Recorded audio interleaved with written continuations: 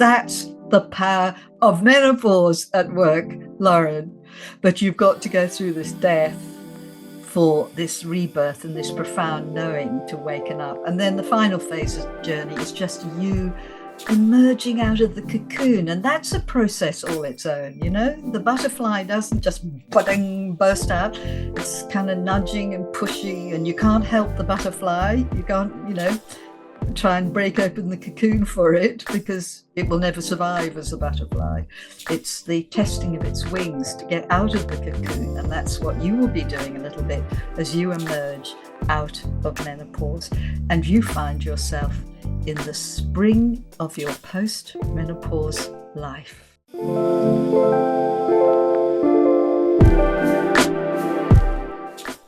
Welcome back to Reconditioned with me, Lauren Vaknin. So good to have you here. And I'm excited for you to hear today's episode. I hope that you are tuning in regardless of your age or where you are at in your menstrual cycle stages, phase, which phase of your menstruation you are in. Because this episode, so I love Sjanie and Alexandra. They are amazing. I interviewed them 5 years ago when the podcast first started.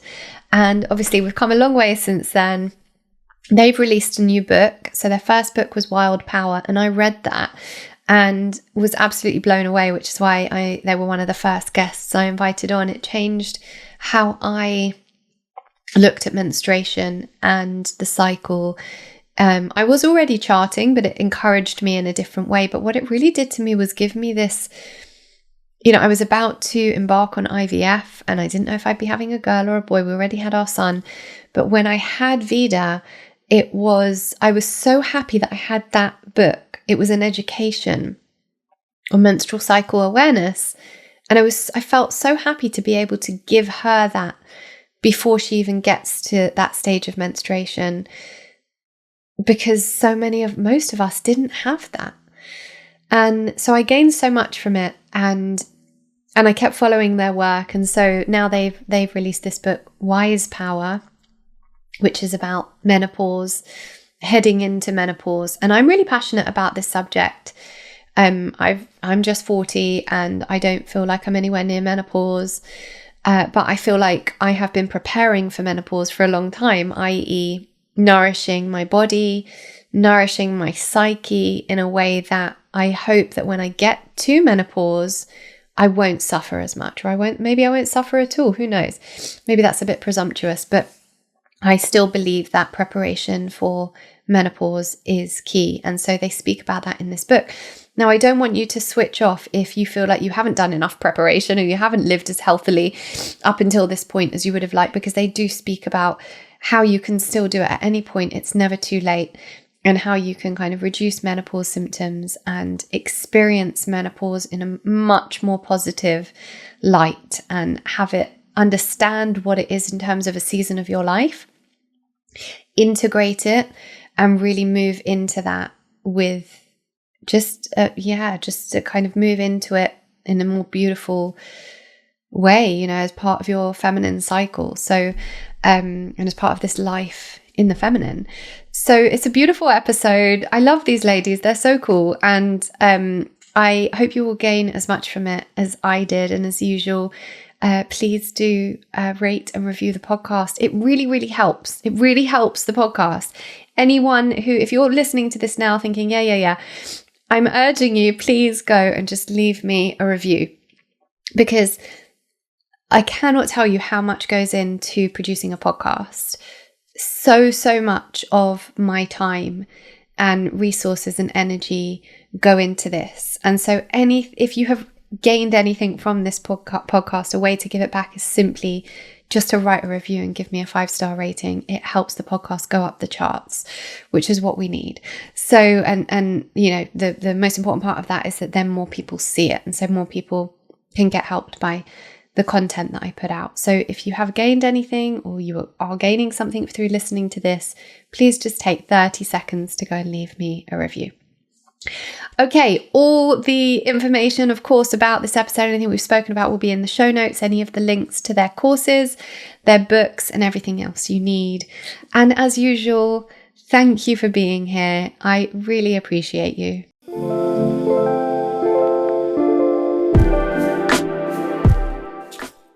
If you've chosen to listen to this podcast, I probably don't need to tell you about the importance of connecting with the Earth's electromagnetic field daily, a lot, if we want to optimize health. Spending more time grounding, i.e. barefoot on the earth, actually helps the healing process and boosts immune function. But the reality is that most of us just aren't outdoors enough to get the full benefits of connecting with the natural frequencies of the earth. Even our footwear blocks this connection. So what do? Well, enter earthing sheets.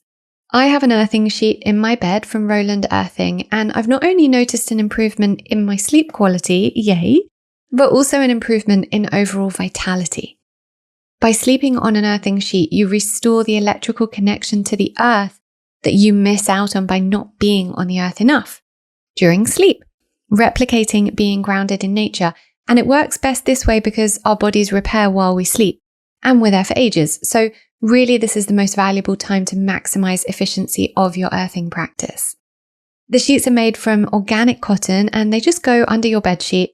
And not just that, Roland Earthing donates 1% of all sales to Farmers Footprint, Zach Bush's amazing charitable organization, which really means a lot to me.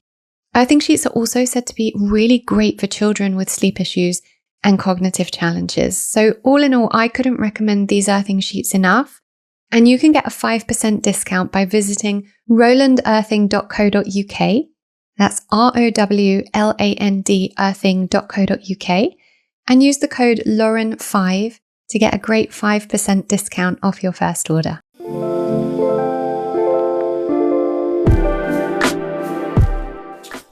Co-directors of Red School, Alexandra Pope and Sjanie Hugo Wurlitzer, have developed a radical new approach to health and well-being, creativity, leadership, and spiritual life, based on the power of the menstrual cycle. Co-authors of Wise Power, Discovering the Power of Menopause to Awaken Authority, Purpose, and Belonging, and Wild Power, Discover the Magic of Your Menstrual Cycle and Awaken the Feminine Path to Power. Together, they bring 45 years of researching and revealing the power of the menstrual cycle and the initiatory journey from menarche to menopause. They've created a new lexicon that describes this psychological and spiritual process, and in doing so, have spearheaded this emerging new field of menstrualities to support all who menstruate. So, Alexandra and Sjanie, welcome. Oh, thank you so much, Lauren. It's lovely to be back. Really good to be back talking to you. 5 years, can you believe? Yeah. Yeah, Amazing. you were in the first ever season. So that's crazy. Gosh, well, look at how far you've come. It's amazing. And what about you guys? You got a new book since then, Wise Power, which is amazing, which I'm so excited to get into. But before I do, what have you both done today to support your wellness so far? It's quite early. Oh, well, we start early. Yeah. I'm up at 5:30. In fact, awake earlier. And I do lots of things, actually. I'm a real morning person. But, it's utterly sacred for me to take time to meditate in some shape or form. Anything from half an hour to an hour, depending on my time. So I have meditated this morning. And of course, I've had a very yummy breakfast. But because the sun is shining and there's frost on the ground, it's a clear blue sky. And this is England. You don't miss a day. Right. You don't miss a day of sunshine. So I made it an utter priority to go out into nature for 45 minutes, just walking. Yeah, just soak up the sun. And yeah. The best. What about you, Sjanie? Yeah, my mornings are all about nourishing myself and creating wellness. So similarly to Alexandra, but different, I have meditated for 45 minutes. I have danced. I have done some Kundalini yoga. I've done some breath work.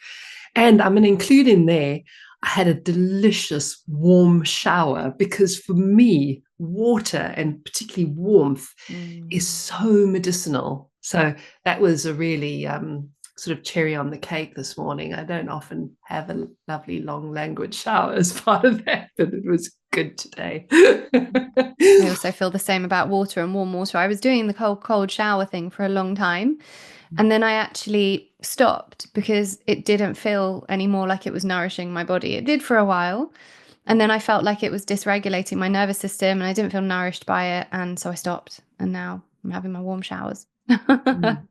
Yeah. Okay, so it's been 5 years. You've released a new book since then, Wise Power, which we're going to get onto and perhaps make the majority of this episode about that. But before we do, it would be really great to kind of revisit, because our original episode was 5 years ago and many people might not have listened to it. To go back and just talk about cycle awareness, what that means and what Red School is. What is Red School doing? And just to kind of come back into that, just to ease us in through the understanding of the menstrual cycle awareness, charting, and, you know, how that serves us as women. Yeah. Well, where to start? Maybe I'll say what Red School is as a way in. It's Alexandra and I who have founded Red School, and we've been working together for, it's been 15 or 16 years now. But actually the roots of Red School go way back, because Alexandra really started with this work. I mean, you could trace it back probably to your menarche, Alexandra, but really your 30s were a key ignition moment. And then in your 40s, you wrote the amazing book, Wild Genie. But Red School has really grown in the time that we've been together. And it's very much for us about the restoration of the power of the menstrual cycle and the whole journey from menarche to menopause and beyond.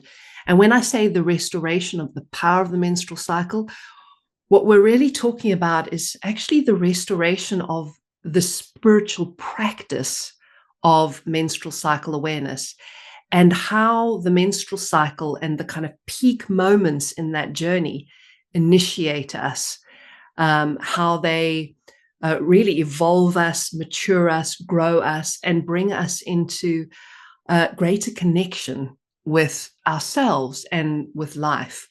So it's very much about the restoration of a spiritual path and practice. So we're a school in that, in the sense that Alexandra and I are teaching and sharing the archetypal maps and the practice, and really holding and supporting people to get to know the power of the cycle through their own lived experience, and to really walk this journey, walk this spiritual path. And as you know, we cannot walk spiritual paths or do practices on our own. So what's grown in Red School is a beautiful, bountiful, global community. I mean, we have, thousands of cycle lovers all around the world who are coming together to take this journey together and to support one another in this practice. So, it's the largest global community that are holding this vision of restoration of menstruality in the world.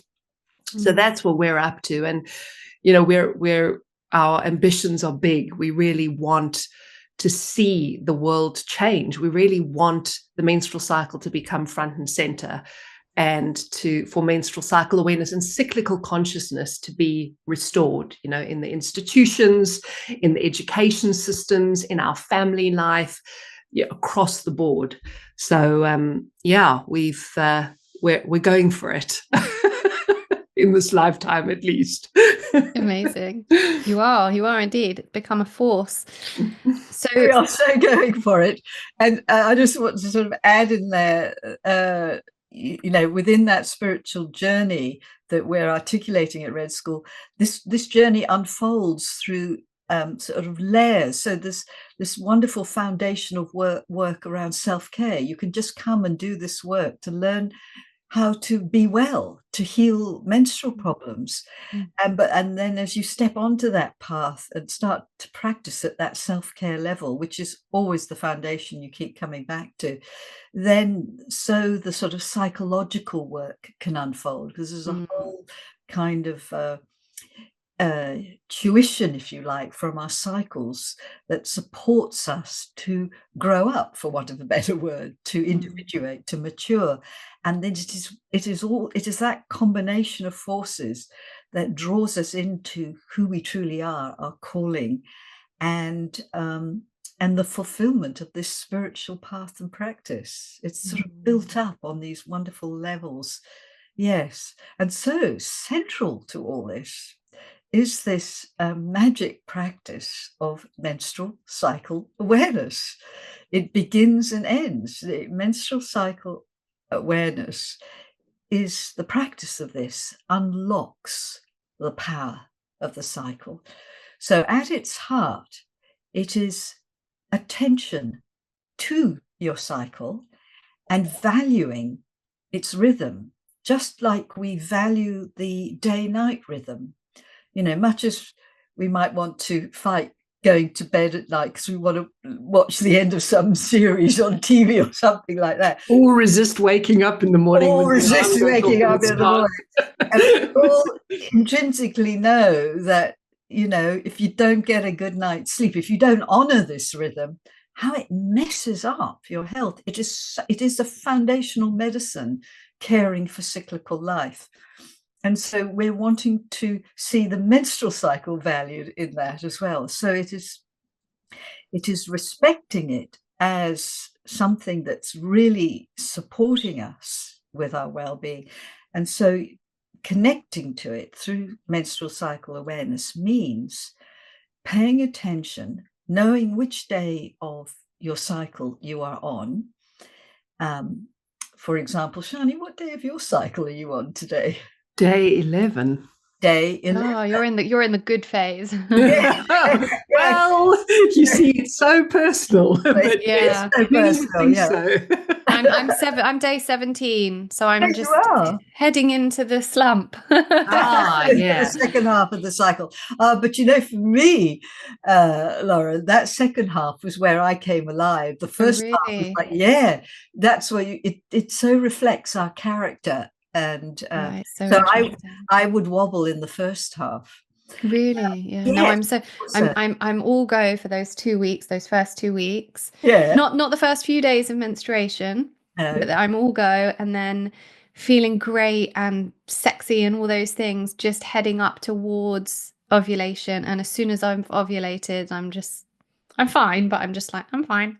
No more than that, you know. And then I have something that has started, which actually maybe we can talk about, that I have found maybe as I hit 40, I don't know, it's just the new thing. Ovulation irritation. I used to get irritated around my period, but now I just get irritated around ovulation, and the kids shouting is too much for me. And so we call it ovulation irritation. And so when it's one of those days, I say to my husband, I'm ovulating. You know? Wow. Yes, we can so come back to that. That'll be great. Really, yeah, it'd be fantastic conversation. So, yeah, so here we are. Both you and Sjanie are in touch with what day you're on, and you're noticing the mood and energy of that day. And so this is what menstrual cycle awareness is. It's charting each day and clocking how what you're feeling on that day, and caring for that, valuing that, what your energy is like, what the state of your nervous system is like, because your cycle is giving you, it's both, when you bring attention to it, it is nourishing you, but it is also giving you feedback on the state of your energy and nervous system and so on. So each day as you pay attention, you notice the quality of your energy and your mood, and you make choices as best you can within the context of our lives, because we do not live in a culture that thinks and values cyclicity. But you make choices to be able to care for who you are that day. And over time, and it's very important to chart, to record in some way, so that you start to see your particular pattern of energy and mood. And then you start to organize your life around that as best you can. And you capitalize on those parts of the cycle where you feel most on top of things, which for you is the first half coming into ovulation. For me, second half, you didn't want to argue with me then. I could really pull things off then. And you, as best you can, you organize your life around that. You recognize where your energy is strongest and where you feel more vulnerable. You notice your emotional patterns. It's so fascinating. You've noticed now your ovulation irritation. And you then make allowances for yourself. And doing that creates this culture or atmosphere of self-affirmation. And also, so you're connecting to yourself, but you're building this culture of a self-acknowledgement and self-affirmation. And then you make choices from that place around what you can do and what you can't do. It's a huge act of love towards ourselves. And cycle awareness really teaches you about boundaries. And we cannot survive in this world without boundaries. Yep. Yeah. I love the example you gave, Lauren, of your own experience and just your own reflections on your cycle, because what you've shared has really illuminated how connecting to our menstrual cycle in this practice of cycle awareness grows our self-awareness and our own self-understanding. It is, as Alexandra said, this profound practice of self-connection. And what's so beautiful about it is whatever you experience on any given day, even let's take your example of your ovulation irritation day, it's really helpful to remember that awareness and what you're noticing in yourself is neither good nor bad. What it is speaking to you of your needs. It's illuminating how to care for yourself, what needs to be different. So can you hear how, as a wellness practice, as a way of creating this incredible foundation for health, physical health and emotional health, and really learning how to tend your nervous system in such a tailored, custom way, you feel that ovulation irritation, and now you know, actually, what I'm really needing is silence and possibly time alone, space for yourself. And I think what's so good about this, and I don't know if you use this word, Alexandra, but it really helps us to feel much kinder towards ourselves, because rather than you going, what the hell is wrong with me? I'm getting so irritated. And my children, I'm supposed to love them. Listen to their joyful laughter and glee, and I'm just finding it irritating. Instead of doing that, you go, oh, hey, wait a minute.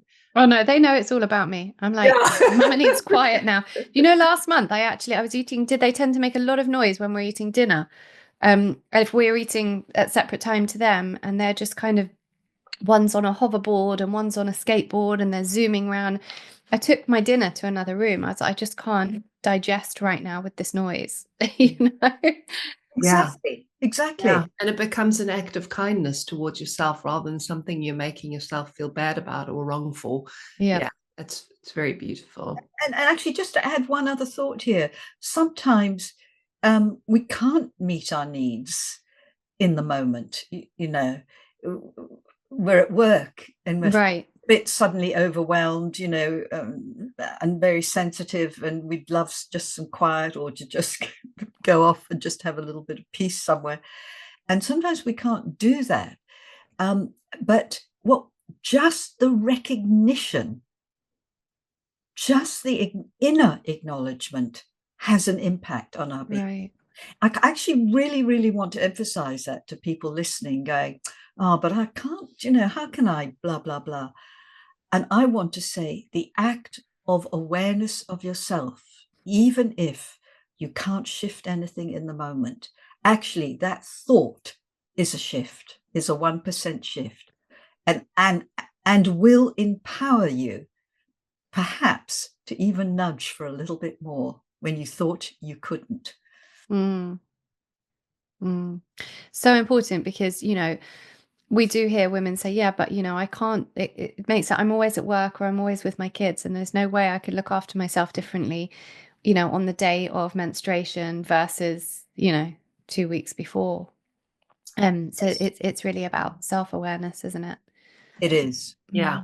Yeah, it's about building a different kind of relationship with yourself, where you don't expect yourself to be the same all the time, where you recognize how you're shifting and changing, and you at least inwardly accommodate for that. You really let yourself be how you are. You let yourself have tired days. You don't expect yourself to be high energy.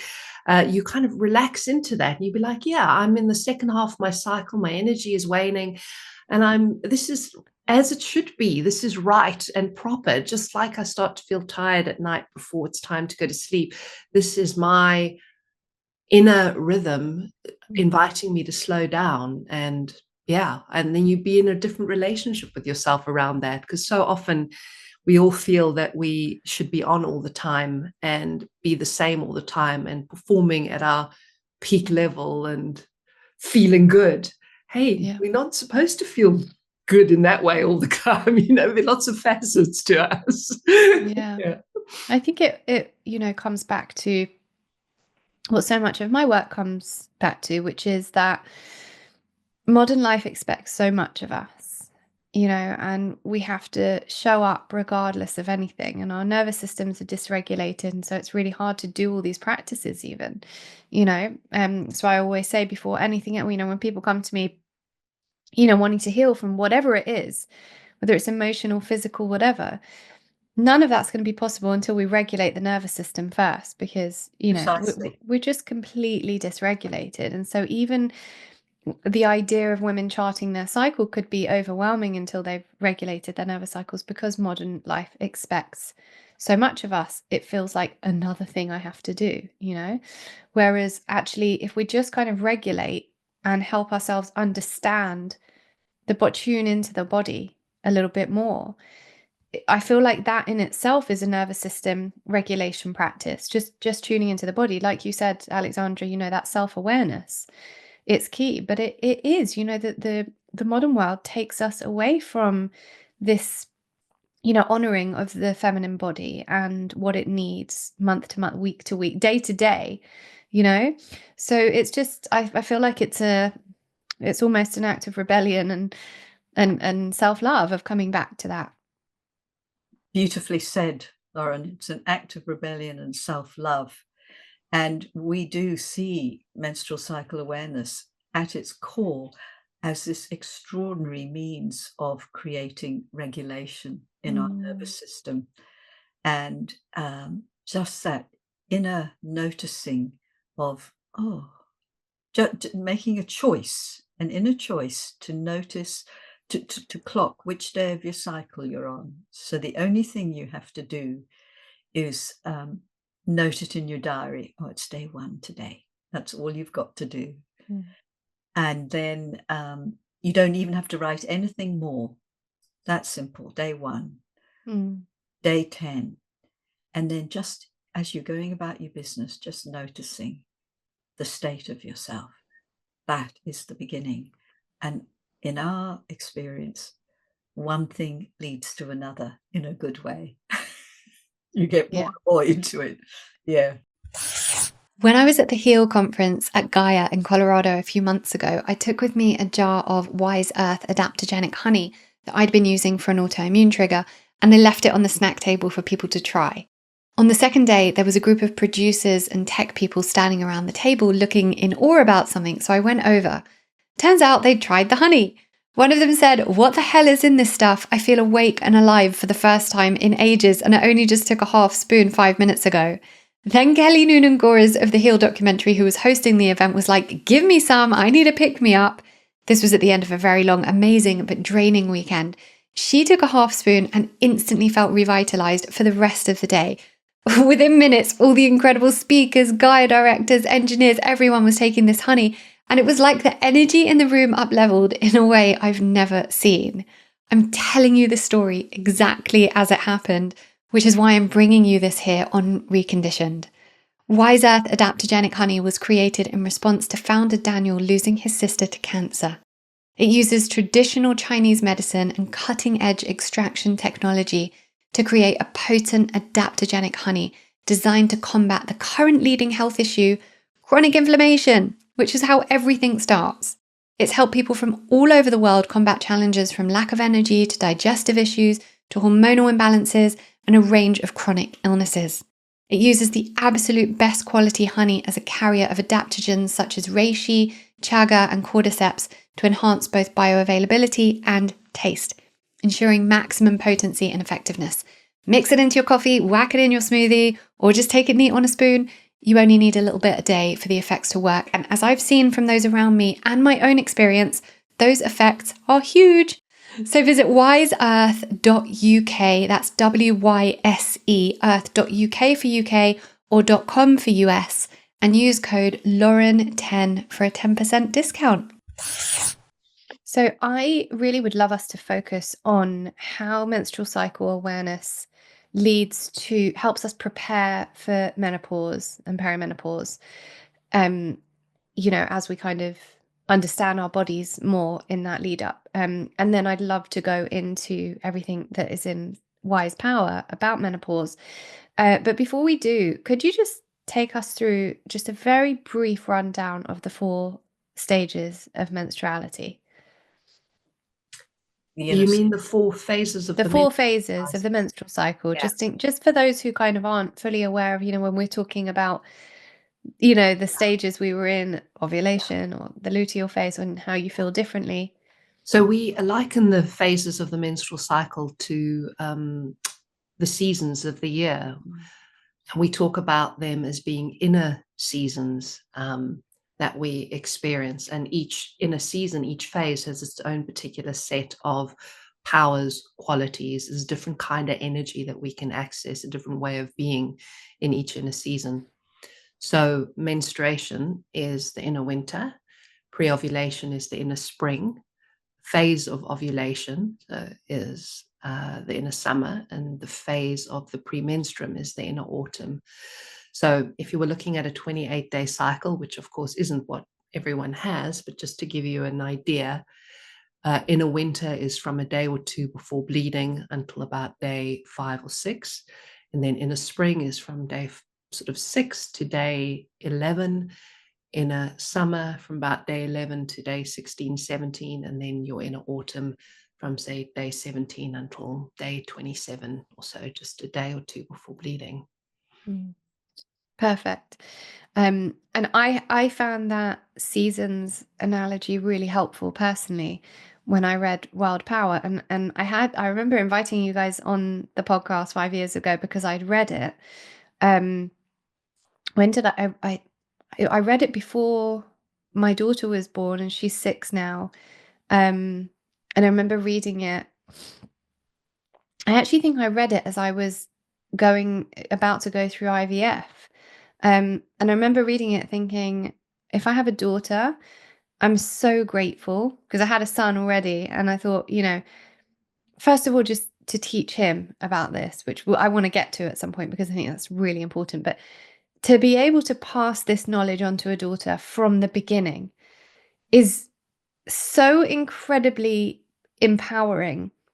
The majority of us have an experience of starting our periods with, here's your period, here's a box of tampons and some pads, off you go, and there's just no ceremony around it, no acknowledgement of what it means for the girl, as opposed to, you're going to bleed every month and now you can get pregnant, so be careful.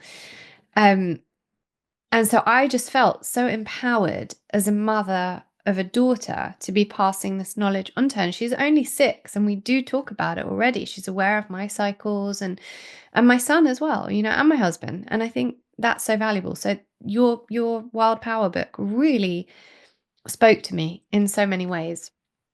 So thank you for explaining about the different seasons. So how does understanding and charting our cycle and having that cycle awareness prepare us for menopause ahead of time? Well,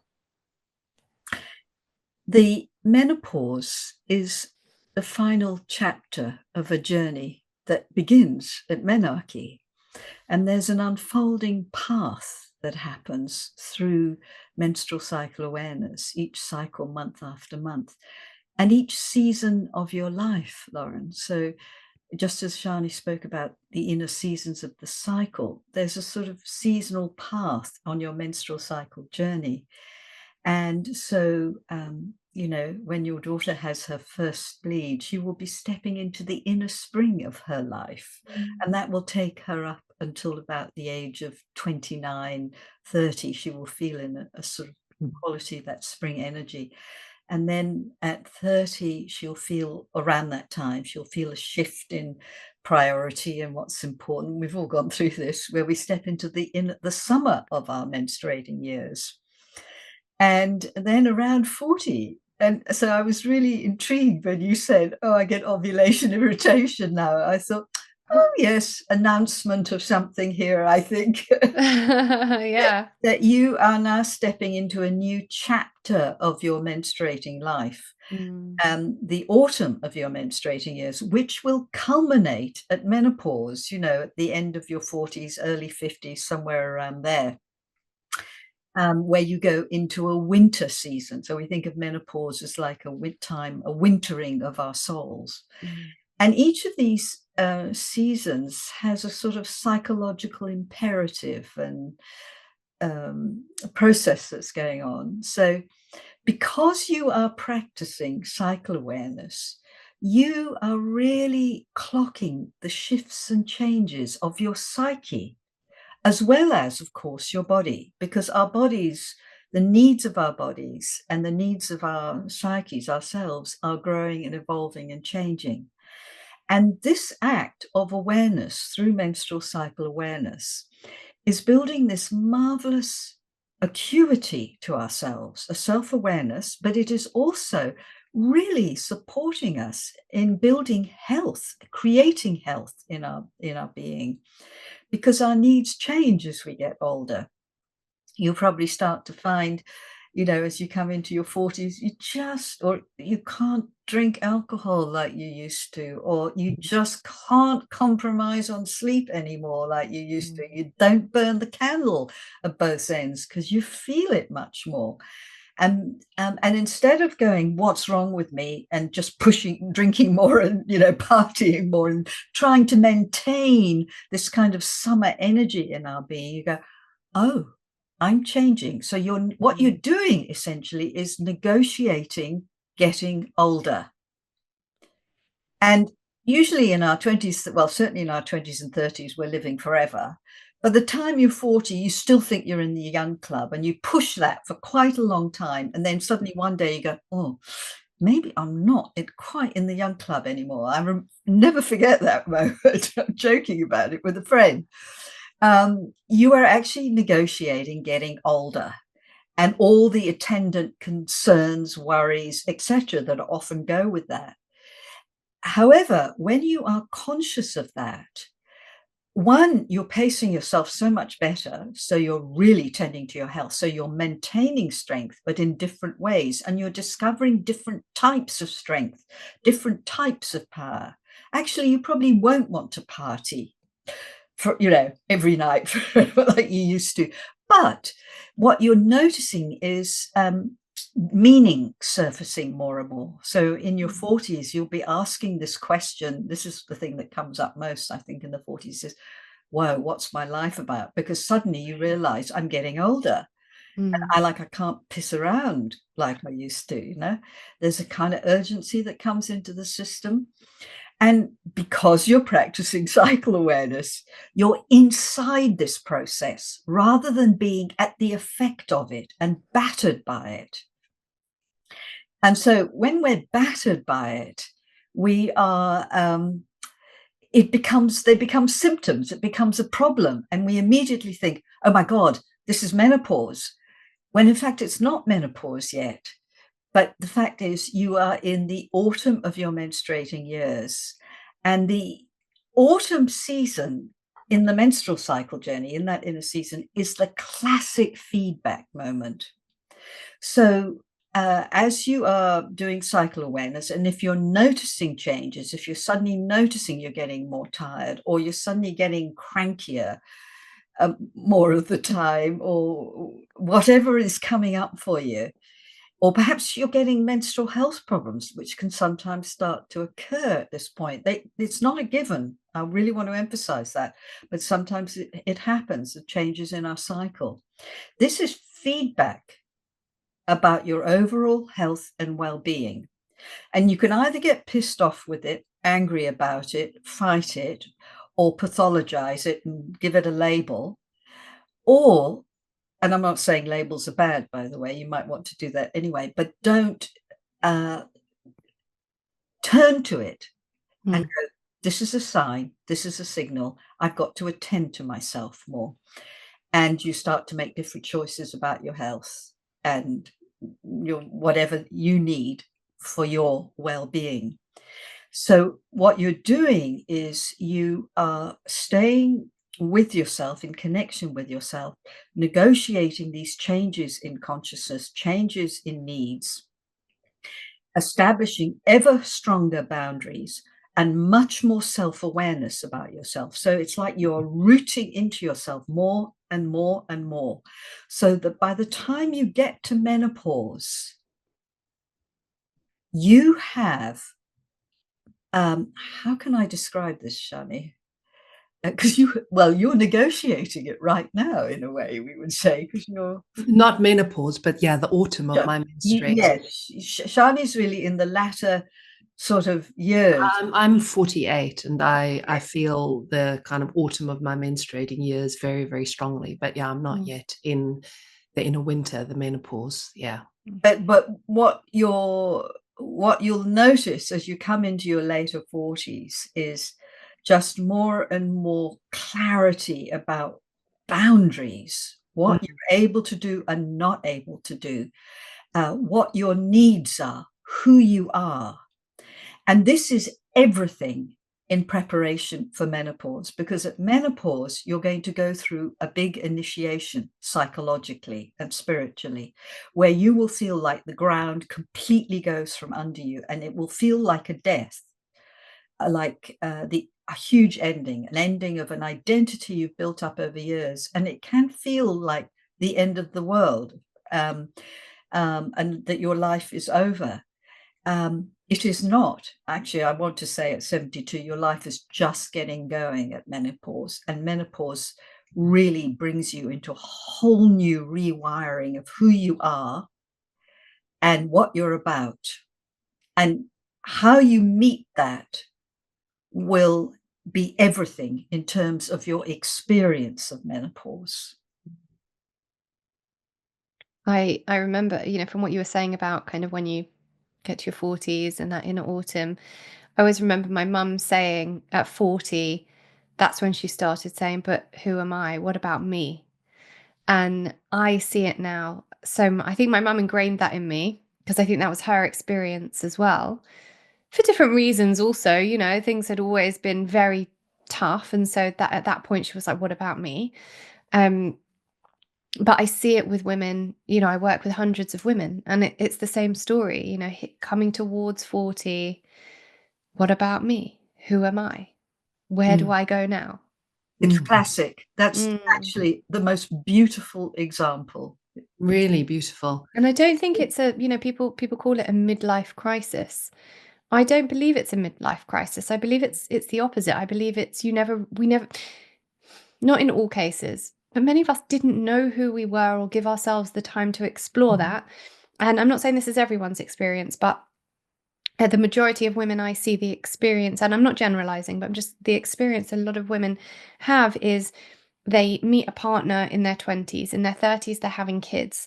And so they've never really, because you don't know who you are in your 20s, right? No. But then you meet someone and you kind of have to accommodate them. So you're compromising yourself, even if they're great, to an extent. And then you have kids, and then it's about mothering. And then the kids are that little bit older where you have a little bit more freedom. And then you're old enough and wise enough now to realize that you never really knew yourself. And then it goes into, what about me? And that's why the majority of women that I work with are around that age, because that's what they're trying to discover who they are. Yeah, it makes so much sense, because, the first half of the cycle, if we just think of the menstrual cycle, you could think of that rise in energy as all being about giving and about outer focus and about what you do. Whereas the second half of the cycle is all about receiving and reflecting and really about who you are, who you truly are. So this idea of a midlife crisis, I can understand why people might experience it as that, just like when we come out of the ovulatory phase into the premenstruum, often people feel like they are losing it or having a breakdown or, experiencing a kind of crisis. But it's because of the shifting gear, which is quite an interrupter. You're going along, feeling great, and then the cycle shifts and suddenly you don't have the energy you have. Your focus isn't outward anymore. It's quite disarming to have that sudden inner shift in one's experience. And when that's happening on a bigger timeline, as in the arc of your menstruating years, it's quite something to feel that gear change and all that you've been putting your energy into, whether you've been a mother or whether it's been your career, your relationships, whatever it is you've been doing, to suddenly have your attention come towards yourself, is very confronting. And oftentimes, and this is a piece that Alexandra didn't mention, which I think is worth talking about, is part of the developmental process in the inner autumn is that when we come back to ourselves, not only do we have the question, who am I and what am I about, but we also meet all the parts of ourselves that we have denied, suppressed, ignored, that have been relegated to our unconscious. In other words, our childhood wounding, our trauma, all of that, when you're in your 20s and 30s, you've got enough energy, you're busy enough to not have to pay attention to any of that. Yeah. But the inner work really begins in your 40s, and there's no getting around that. So oftentimes the huge disturbance that people feel in their 40s is because historical stuff is surfacing, and that can really blindside you. You might just find you've feeling really vulnerable or suddenly really reactive. And what's happening is you're dealing with a huge emotional load that had been out of your conscious awareness before. So it's really like the veils start to part, and whatever was kept underground starts to now bubble up. So it's a time that requires lots of support, lots of inner work, lots of self-care, and the final thing, lots of slowing down, because you can't meet yourself at this depth if you are doing too much or if you're moving too quickly. Yeah. Do you think that's one of the contributing factors to why women are suffering with menopause? Because they're not slowing down? 100%. Yes, absolutely, because they're not slowing down is absolutely core. And also because we haven't lived in a culture that is embedded in cycle awareness and respecting cyclical life. A lot of people get to their 40s, to the autumn of their menstruating years, and they aren't slowing down, coming in, returning to themselves. They aren't doing that inner work. So when they get to the next chapter, which is menopause, it's like they've skipped out that whole developmental piece. And then, boy, it's like a tsunami that comes. If you've been not going there, it just builds up like, behind a damn wall. And then when you hit menopause, it can really feel like an emotional, psychological, spiritual crisis, and indeed a physical crisis as well. It's on all levels. And that's nobody's fault. It's because we've all lived without this knowledge of menstrual cycle awareness. And thanks to people like you who are going to teach your daughter about this from an early age, we're going to create a very, very different world. And we believe that menopause can be a very dignified and life-giving and health-giving experience when cycle awareness is, part of the path to getting there. Yeah. So for the women who are listening now who are thinking, well, this isn't going to be relevant for me because I haven't charted my cycle. I'm in perimenopause now, or I feel myself really heading into menopause and I'm suffering. And so this isn't going to work for me because I haven't done any of this until now. Is everything we're about to speak about still relevant for those women? Yes. Actually, wherever you are in this journey. So if you still have a cycle, even if it's not as regular as it used to be, chart it. Just start to pay attention to who you are, to the day that you're on, what you're experiencing, your mood and energy, and find some small way to tend to it as best you can. You are developing a habit of self-awareness and self-kindness. And ever too late, really. Yeah, You just begin today. Yeah. Great. And if you have stopped menstruating, you are now in menopause. It's absolutely crucial that you find ways to slow down and give yourself more spaciousness, because that's the single most important thing, I believe, that's needed at menopause. Some of you may remember that towards the end of 2024, I had a bit of an inflammatory flare up. Now, having been in remission for so long, it was quite challenging. And even with all my tools and the best practitioners at my fingertips, it wasn't shifting. And there were many reasons for that. But a friend told me about the energy enhancement system that has taken off like crazy in the States, but it had just opened in the UK. And I really was trying everything I could to heal. So I went to check it out. Honestly, safe to say, I've never looked back. And if you're suffering with anything from autoimmune conditions to mental health challenges to cancer, even if your pet is unwell, please stick with me for 60 seconds while I tell you what this incredible system of healing is. So EES creates special energy fields using scalar waves and biophotons that allow your body to return to a place of homeostasis and balance, because that's the frequency our bodies should be vibrating at when in a state of wholeness. These fields help to balance and optimize your body's natural processes, promoting healing and overall well-being. I've personally now had 2 daytime sessions and have also stayed overnight twice, giving my body 11 hours of recharging within the scalar waves. And all I can say, and my friends who I sent say the same, is I've never fallen into a deeper meditation or a more relaxed state than when I'm in there, showing me that it's absolutely doing something with my energy field, thereby promoting wellness. The energy enhancement system promotes the body's ability to detox, reduce inflammation, reduce pain, improve circulation, improve sleep quality, improve immune function. It regenerates cells and it balances the right and left hemispheres of the brain, which is why we go into such deep meditation when we're in there. And that's just the beginning. Guys, the body is designed to heal from everything and anything. And when it's synchronizing with the healthy energetic environment generated by the system, it can. They're based in London. I cannot recommend it enough. And you can get 18% off any length session by using code Reconditioned18 when booking. That's Reconditioned18. Just visit www.energyenhancementcentre.co.uk to book, or you can head to the show notes for all the links. I cannot wait to hear your success stories. And please note, EES do not make any medical claims.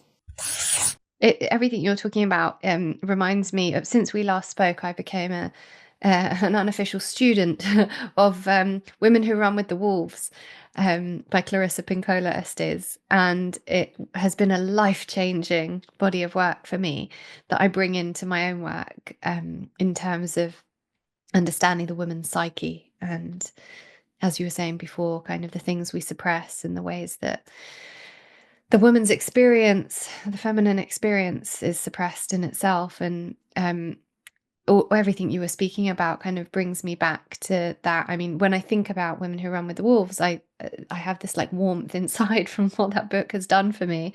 I continue to go back on it. I mean, it took me years really to get through it the first time. and it was completely irrelevant, but just because what, you know, how you were speaking was kind of reminding me of that, the journey she takes us through. And so for anyone listening, I highly recommend that book as well. Before we head in to the next part, we've spoken about women who might still be menstruating, thinking it's too late. What about women who have had hysterectomies and haven't been able to go through the natural cycle of heading towards menopause? That is really a separate conversation Right. that I don't feel I can go into in huge depth, except to say that whilst if they've gone through, if they're in their 40s still and they've had a hysterectomy, there's a whole kind of a healing process, a grief process, and a process you have to go through that echoes exactly what we describe when you go through menopause, because we talk about these phases of the menopause transition, and you will go through that process, but it won't be fully complete until you are a little older, because there's a developmental. So even though your body now is no longer menstruating, and that was brought on artificially, and that's quite a shock to the psyche. So it's a big conversation, and that about what that means, sort of psychospiritually for that person, that I really can't go into because right now, but to just acknowledge that their sort of menopause initiatory journey at a sort of deeper level won't feel complete until they're in their early 50s, because there's this component of getting older that is also required. It isn't just a biological thing, there's an age factor. It's those two forces coming together. Right. Okay. Yeah. Got it. So let us go into the terminology of the phases of menopause that you talk about in Wise Power. Wow, this is opening a big chapter. So I'm going to talk in very light terms, because this is a whole conversation in itself, Lauren. But when we feel, so menopause I spoke of earlier as the winter time of your life. And if we really think of winter, we think of, the earth, all nature on the surface sort of quietening down, dying, and then everything going quiet, and there's just this stillness, there's no life, there's no movement happening. And so you're going sort of deep down inside yourself. And so there is oh gosh, let me just take a moment, because it's such a big conversation, and I'd love to do a snapshot of it, Lauren, in a way that is really helpful for people, whilst and honoring something of the depth without being able to go there. So winter is a death. It's a time of quiet. And that's what's going to be happening within our own psyches. So the first stage of menopause is this feeling of everything falling away, like all the leaves falling off the trees. And then you know how all the branches are very stark, appear very stark. And it's like when all the identities of ourselves fall away, there's a kind of inner starkness, we're exposed to ourselves. And this is what happens. It's normal. And if we are going at speed, if we're not aware of this can be utterly traumatizing and shocking. But if we understand what's happening, it's possible to step into this with preparedness and a readiness, would you believe? It's extraordinary. It's like you're stepped into it gradually through menstrual cycle awareness. So you experience that letting go, and you understand the meaning of it. You're inside it. So there is a dying phase. And then there is a phase where everything is still, where nothing, it's like no forward, no backward. It's like you just don't want to do anything. You just want to stop. You want to step off the world, and you don't want another human being. You don't want to interact with another human being, another demand made of you. You are over it all. You just want to have stillness and quiet. And this is a very, very important phase, because this is where there's kind of a deep inner work that goes on. We call it repair, this stage, where you go into a time of stasis. And I always like to use the example of the earth and winter. On the surface, nothing is happening, but under the surface, the soil is resting. And in that resting, there's all this reparation going on, Lauren, reparation. And that's what we're starting to do in ourselves. We are taking all our juice away from the world so we can have that juice for ourselves. And as we tend to ourselves, tend to our health, tend to our inner work,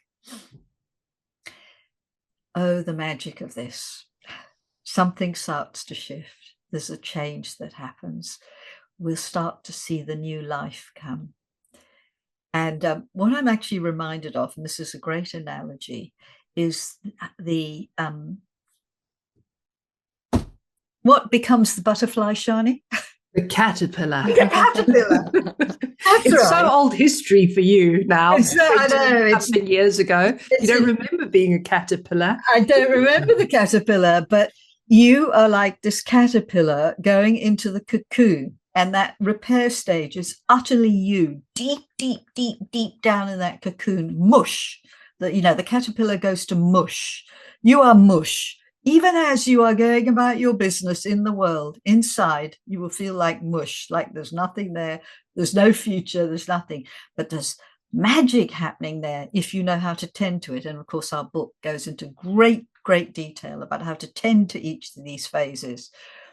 And then, of course, the magic is getting to work, where the cells of your new life, so the cells of the butterfly, start to sort of ping, if you like, and grow and gradually come together. And that's what's happening within our being. There's these little pings of light and possibility and awareness, and you come into this phase of starting to feel like, oh, I think I'm okay.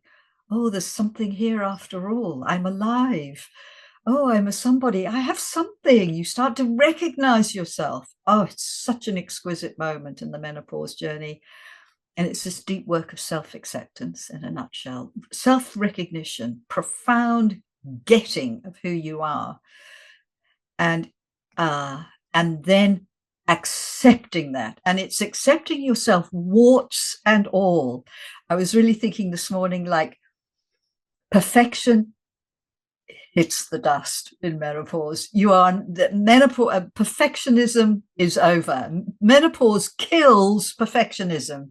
You cannot go forward into your future with perfectionism. It's soul destroying. And it's in those first two phases that perfectionism is being beaten into the ground. And then the miracle occurs. The new life comes, and you start to recognize what you're about. And you go into this next phase of going, oh my God, yes, that's what I should be doing. Yes, it's like your calling is speaking to you.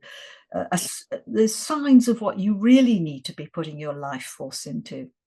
It's a real awakening to what you are here to do and serve in the world, which could be something that's very modest and quiet and, within your family or within your community, but utterly necessary, utterly exquisite, utterly you, and only you can do. And it's a vital contribution to the whole of life. Or you're stepping up to something big that you want to do in the world, or some, bigger outer project that you want to commit to. Like for me, it was this menstruality work. I got the instructions coming into menopause, stop being a therapist. That's what I'd done all my life. Leave Australia, which I'd lived in for 25 years, go back to the UK where I had nothing. I really got clear instructions, but it was uncompromising. I listened, I followed, and the rest is history. We've got this incredible thing we have created. That's the power of menopause at work, Lauren. But you've got to go through this death for this rebirth and this profound knowing to waken up. And then the final phase of the journey is just you emerging out of the cocoon. And that's a process all its own. The butterfly doesn't just burst out. It's kind of nudging and pushing, and you can't help the butterfly. You can't try and break open the cocoon for it, because it will never survive as a butterfly. It's the testing of its wings to get out of the cocoon. And that's what you will be doing a little bit as you emerge out of menopause and you find yourself in the spring of your post-menopause life. And it's really cool. So the cycle goes on. That's the beauty of the cycle, is that it's infinite. Yeah. Oh, lots to look forward to then.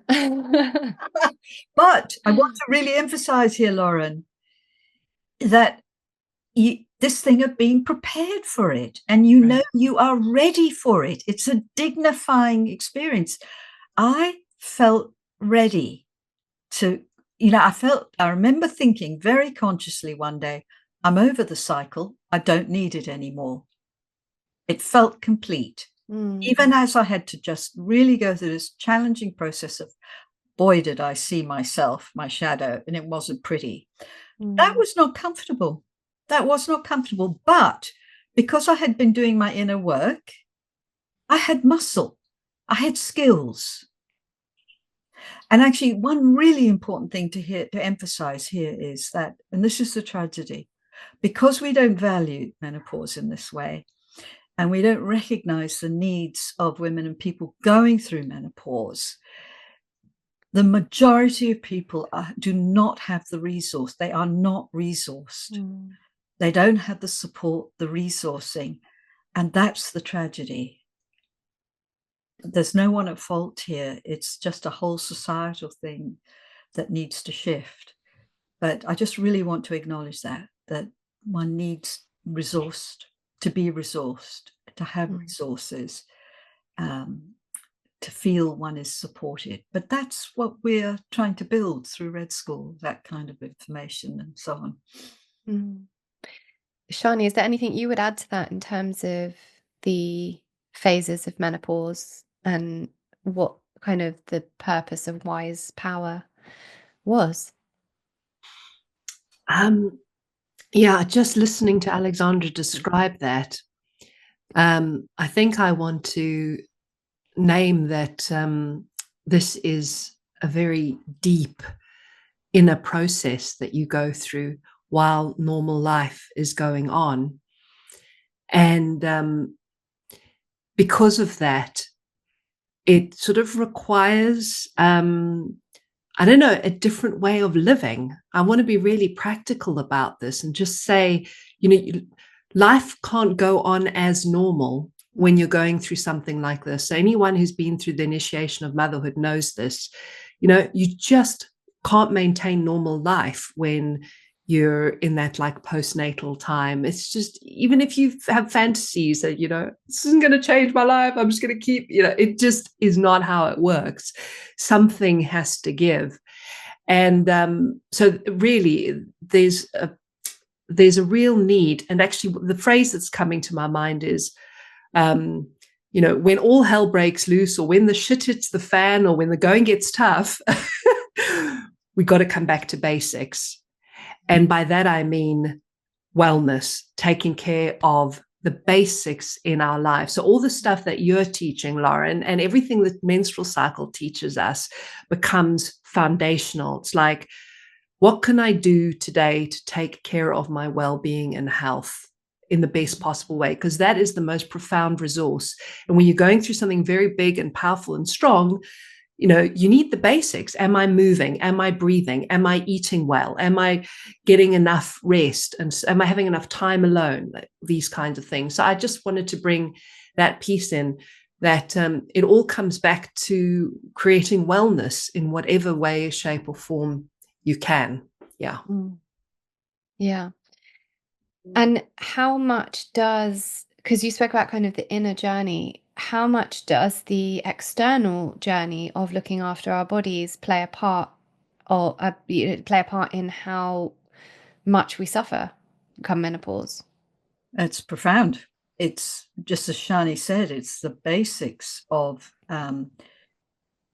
boundaries,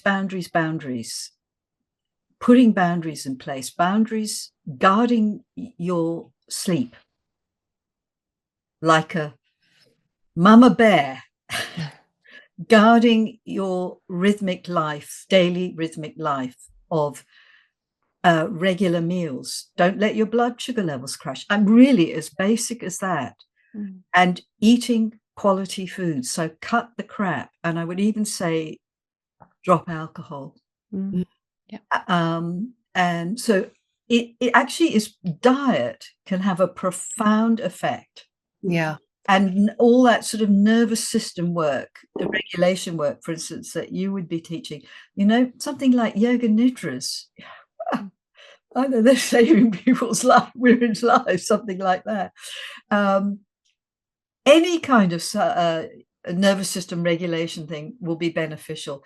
Yeah. But it all really, sleeping well, eating well, and moving your body, building physical strength. I think I want to say, because oftentimes people go, oh, well, like, how do I adapt my life for menopause, or I'm not well resourced enough, etc. And one of the most profound resources we have is our physical health and well-being. When our bodies are doing well, we have so much more emotional capacity. It's just, that question, Lauren, is just such a good one, because if you care for your physical health before menopause, during menopause, and well, forevermore, everything has a different color. Everything is different. Yeah. I've intuitively always felt that. Obviously, I live very healthily, physically and emotionally, I try. And so I think, I've always believed that is while I'm doing it to maintain my wellness and not slip back into autoimmunity or, those sort of symptoms, I see that as a preparation also for menopause. Absolutely. And I don't believe I will, suffer. And it's such a horrible word. I'm suffering from menopause. Like you say in the book, it's not a condition. It's not a syndrome. Yeah. And I truly believe that I will get to that point and not go through that level of suffering. But I know that there are many other facets to it. I know that you speak about, and Christiane Northrup, for example, speaks about the importance of pleasure as you head towards menopause and how important that is. So there are so many facets to it. And there's a quote in the book I'd like to read out from your book, Wise Power. At menopause, no pill or drug can replace the need for doing less, moving more slowly, resting, eating a nutrient-dense diet, and reducing environmental toxins. And I think that's kind of really, really poignant in what we're speaking about right now. So that it really does have an impact. Kind of how we live now, even how you're living in your 30s, is going to impact how you manage when come menopause. And so for anyone listening who's kind of edging towards that, I still believe you can make changes now. And like you say, when people say they're not well resourced, I've always said, yeah, you can spend money on all the big things, but actually it's the small, free, simple, everyday things, that getting out in nature, getting your bare feet on the earth, eating good food, drinking good quality water, breathing, time in meditation, slowing down, rest, sleep, all these things. Obviously food's not free, and good quality organic food is more expensive, but we pay later if we don't do that. So it's such an important topic to focus on, how our physical living will impact. And can I add another layer to this conversation, which I find really exciting? Laura Bryden, who's a naturopath, talks about this time, the approach to menopause and menopause itself, as being a window of opportunity when it comes to your health. And what I understand from what she's saying there is, because menopause is a reset on all levels, body, heart, mind, if you take care of yourself physically in the lead up to menopause and during menopause, it sets you up constitutionally and health-wise for the rest of your life post-menopause. Very much like if anybody is listening to this is practicing menstrual cycle awareness, menstruation, which is an inner winter, if you care for yourself during that time, it's a reset. The amount of energy and the well-being you feel for the rest of the month is extraordinary. It's just a game changer. If you push through and have an awful bleed and you can't look out, you suffer for the rest of the month. And the same is true with menopause. So it's this window of opportunity. And I think what you do now counts like big time. It's an investment in, your post-menopause life, which I find very inspiring. That gets me out of bed in the morning. Absolutely. Can you lead us through the ground rules for menopause initiation and that you have in the book? And does that apply to perimenopause? Yeah. Well, so when you say perimenopause, I'm imagining you're referring to like the autumn of menstruating years. Some people use the term perimenopause when they're talking about menopause, that transition. So just to be clear, there really are two distinct phases here. There is the sort of decade or so leading up to menopause, and then menopause itself, which happens over a number of years. And the end of your bleeding is just one part of that process. So it's a multi-year transition, menopause. So these ground rules really apply particularly to menopause because of its initiatory nature. But you want to start practicing these things, you're building the capacity for this so it's easier when you get to menopause. It's like, think of your 40s as being like a dress rehearsal and a really good practice ground. So I'll name a couple of the things that are coming to my mind about these ground rules, which are the ground rules actually for all initiation. The same applies for the initiation of motherhood or any big life transition you go through.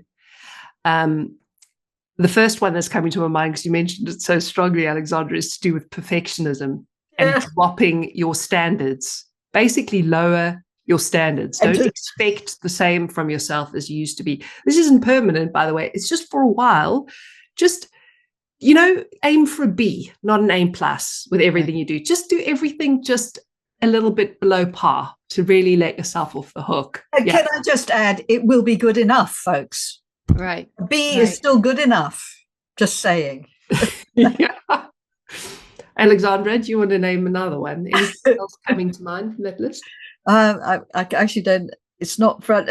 What's coming to mind is that first one. But yes, lower your standards. Slow down. Slow down is really core. And I think it is, I actually can't remember what's on the list now, but what's coming to mind is really naming the place you are in, actually. Just really claiming it, just recognizing things are going to be different. That's it. That's the other thing, that conversation you have to have with yourself. That what often happens is that women have this conversation with their partners. I hear it just spontaneously. One day they turn to their partners and they go, things are going to be different from now.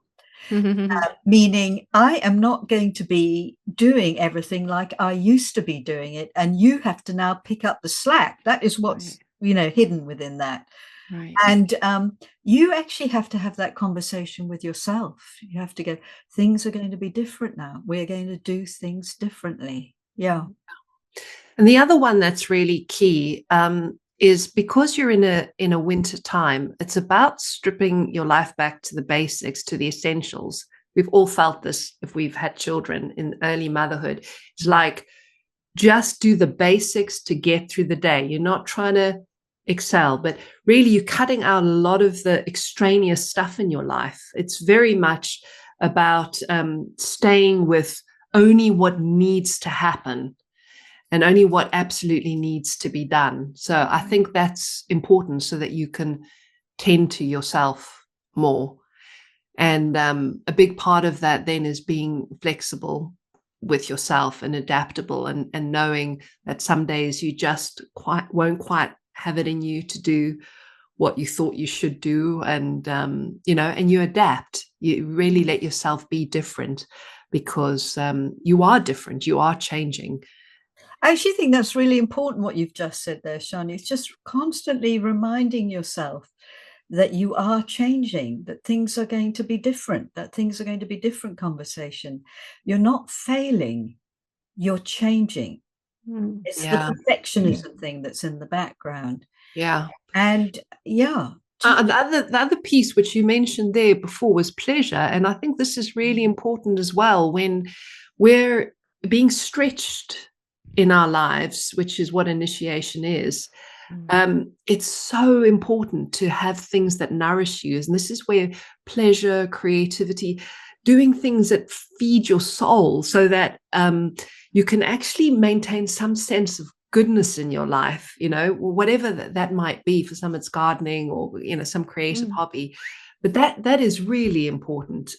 It's a nice ballast or balance when you're going through trying times. Yeah.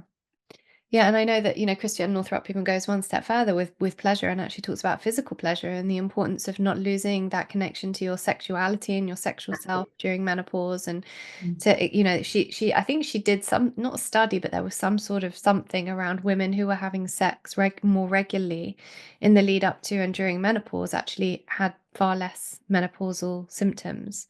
So that's interesting as well. The orgasm saves the day. I love that. So I mean, there's so much more, and obviously we don't have time to get into all of it. I've written I've got 2 pages of notes here, and we can't go into all of it. But one thing that stood out in the book to me was the importance of revisiting I pronounce it wrong at the beginning, but your menarche. So your the days when you started menstruating, when you were most likely a teenager, and revisiting that sort of like an inner child work practice. And I am big on inner child work. We have a whole module of inner child work on my membership program. And really interesting, the concept of revisiting that from the perspective of menstruation. So I'd love for you to kind of maybe speak about the importance of that, or why that was in the book. Yeah, it's the importance of revisiting it in terms of menopause. Yes. Yeah. Alexandra spoke at the beginning about menstruality being a journey and menopause being a part of that process. So the journey begins at menarche, and menopause is the other bookend of that journey. And as we know with the menstrual cycle, the beginning is the end. Everything comes back round. And there's definitely something about one's first bleed and what's going on in your life at the time that sets a tone for your menstruating years. And often people find they experience some kind of echo of their menarche experience each time they bleed. Or actually, indeed, sometimes your birth experience has an echo of what your menarcheal experience was. It's really interesting because that's a peak moment of initiation, and there's a sort of patterning or imprint that happens there. So the same is true at menopause. What hasn't been integrated or digested or tended to from one's menarche tends to resurface at menopause. So there's something very supportive about going back to that first experience. And we have a course at Red School, a self-paced course, which actually guides you through a process of revisiting that first experience, whether you can remember it or not, and actually reimagining what you would have liked to experience. That's a way of really tending to that young self and meeting her, seeing her, and giving her what she needed at the time, so that that part of you becomes more integrated and more conscious and more embodied. So when you go through this big gateway of menopause, all parts of you are coming along. Nothing's getting left behind. It's really about stepping into your whole self at menopause. So all that inner work and healing is in service of that. I think that's beautiful. I think it's such a lovely practice. I'm such a big fan of inner child work and revisiting those moments. And, when you first started menstruating, I mean, my own experience was just hilarious. I had my first period, and my dad came in from work at the end of the day. My mum had told him, and I was in the bathroom, obviously managing what I was managing, and he just shouted out in his, very strong accent, "Lauren, Mazal Tov." And I was like, are you joking me? I was mortified that he's congratulating me and he knows and I'm in the bathroom here and I was 13 and a half and I was, yeah. And then I had such challenging situations with my period those first few years of figuring it out, that, as you know, connected as me and my mum were, she kind of never really guided me in how to manage it. And so it's, yeah, such a lovely process to go back and kind of reprogram that in a way. That's the word. You're like repatterning something. Because at menopause, Mm. your whole life is thrown into sharp kind of illumination. You just see, and you've got to menopause. You're digesting the whole process you have lived to date. It's extraordinary, and doing this healing work in the places in that journey that were, in a sense, traumatized or damaged, and it's like creating a more ordered pattern, more coherence in your being. And as Sjanie described, that first bleed, how you experience it really sets the tone for something. And so if it isn't cared for, it's like a hole in the patterning of you that is like a drain. And just this, it's extraordinary, the subtlety, but the power of this work, of just going back and reordering that, rethinking that for yourself, and how that can just, that little moment can then just play out through the system and shift things. It's creating a new order, yeah, within your being, that then sets you up. You have this ground then under you for your post-menopause life. I think my intention with this episode was to bring a bit more cycle awareness information in for those who kind of weren't there yet, but really to help women who are edging towards menopause prepare for it ahead of time. It's something I feel really passionately about. And I think that, you know, everything we've spoken about here is going to give, you know, women that real, I guess, I don't even want to say drive because I don't want it to be that masculine, you know, but just that the bit of information that encouragement, let's call it encouragement, encouragement to take it upon ourselves to understand how best to prepare our bodies and our psyches for menopause ahead of time, how to approach it when we feel it coming on. And you know, is that it can be really challenging as well, because you know I'm 40 and I think about what that will mean for me, and I find it emotional to even think about it. So I know even for me, you know, having charted my cycle for many years and being understanding the emotional and spiritual element of menopause, I'm still going to find it. I'm still going to come to it with having to do a bit of grief work, I think, especially, you know, I always wanted a third child and that then wasn't an option. And I think, you know, understanding that that's fully not an option, because at the moment I still have a womb, right? And I'm still menstruating. So technically Exactly. Yeah. there's that option.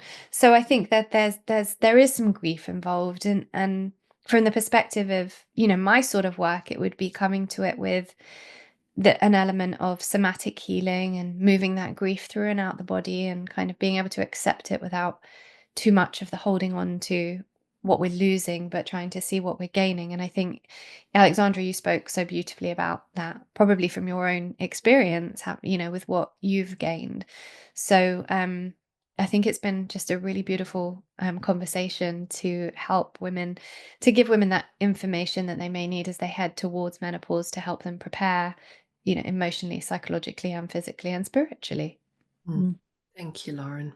Thank you. Thank you Thank very you so much. Any final words? Anything that we haven't covered that I mean, there's loads we haven't covered. I wanted to talk about the VIAs.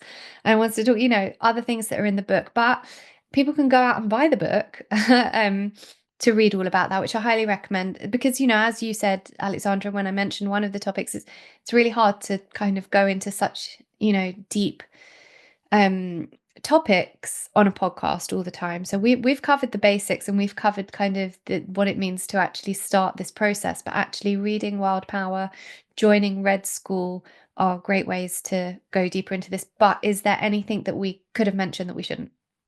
Anything that we should have mentioned that we haven't? I told you, I'm in my last 2 weeks. My brain doesn't work properly.